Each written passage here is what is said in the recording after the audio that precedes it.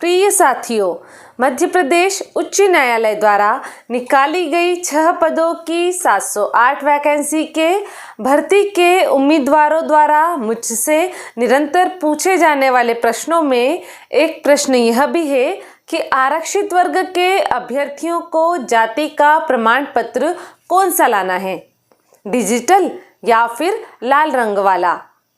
आज हम आपके इसी डाउट को सॉल्व करने जा रहे हैं। यदि आप चैनल पर नए हैं तो सब्सक्राइब कर दीजिए और बेल आइकॉन को प्रेस कर दीजिए ताकि नए वीडियो के नोटिफिकेशन आपको प्रतिदिन मिल सकें। पहली बात तो आप यह ध्यान रख लीजिए कि इस भर्ती में आरक्षण केवल मध्य प्रदेश के मूल निवासियों को ही प्राप्त होगा। यदि आप किसी अन्य राज्य के निवासी हैं और आप वहां पर SC, ST या फिर OBC आदि में से किसी वर्ग में आते हैं तो भी आपको मध्य प्रदेश में आरक्षण नहीं मिलेगा और आप अनारक्षित वर्ग के आवेदक माने जाएंगे। इसलिए आपको जाति का प्रमाण पत्र प्रस्तुत करने की आवश्यकता ही नहीं है। इसी तरह से मध्य प्रदेश के जो उम्मीदवार सामान्य वर्ग या अनारक्षित वर्ग में आते हैं उन्हें भी जाति का प्रमाण पत्र लाने की आवश्यकता नहीं है। मध्य प्रदेश के मूल निवासियों में अनुसूचित जाति, अनुसूचित जनजाति और अन्य पिछड़ा वर्ग के अभ्यर्थियों के लिए पद आरक्षित किए गए हैं। अतः इन तीनों वर्गों के उम्मीदवारों को जाति प्रमाण पत्र अनिवार्य रूप से इंटरव्यू के दिन लेकर आना है। जाति प्रमाण पत्र कौन सा वाला मान्य होगा, इसको लेकर उम्मीदवार चिंतित है। आइए हम मध्य प्रदेश उच्च न्यायालय द्वारा जारी किए गए नोटिफिकेशन के आधार पर इस समस्या का समाधान करते हैं। नोटिफिकेशन में एक स्थान पर लिखा हुआ है कि आरक्षित वर्ग के अभ्यर्थियों को मध्य प्रदेश के सक्षम प्राधिकारी द्वारा जारी स्थायी जाति प्रमाण पत्र प्रस्तुत करना अनिवार्य है।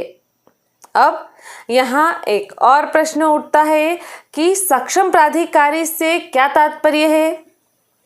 कौन से अधिकारी द्वारा जारी जाति प्रमाण पत्र को हम सक्षम प्राधिकारी द्वारा जारी किया गया प्रमाण पत्र मानेंगे, इसका खुलासा भी नोटिफिकेशन में ही किया गया है। एक अन्य स्थान पर नोटिफिकेशन में लिखा है कि जाति प्रमाण पत्र ऐसे अधिकारी द्वारा जारी किया गया होना चाहिए जो अनुविभागीय अधिकारी से निचले स्तर का न हो।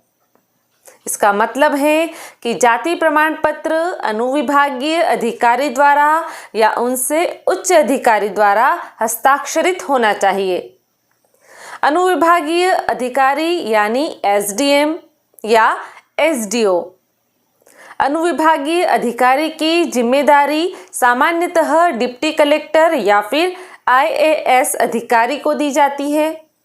तो आप देख लीजिए कि आपके पास जो जाति प्रमाण पत्र है उस पर किन के हस्ताक्षर है। यदि अनुविभागीय अधिकारी के हस्ताक्षर है तो आपको कोई चिंता करने की जरूरत नहीं है, आपके पास उपलब्ध जाति प्रमाण पत्र मान्य होगा।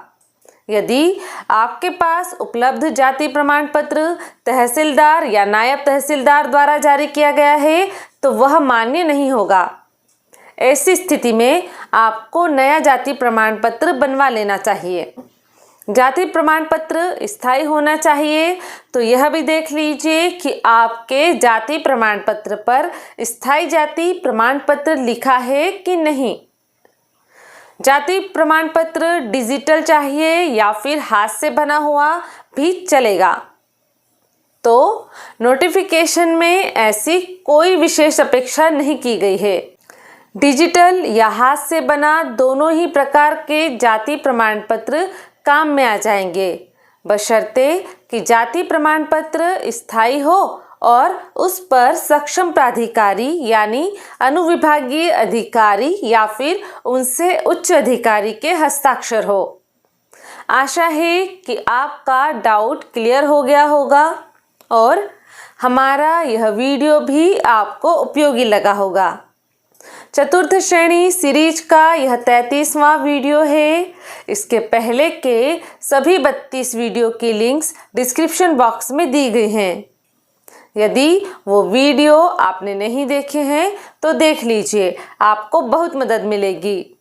बेहतर कल के लिए आज ही जुड़िए आपके करियर के सच्चे साथी करियर एडवाइस यूट्यूब चैनल से। ऐसे ही उपयोगी वीडियोस के लिए चैनल को तुरंत सब्सक्राइब करें, बेल आइकॉन भी पुश करें।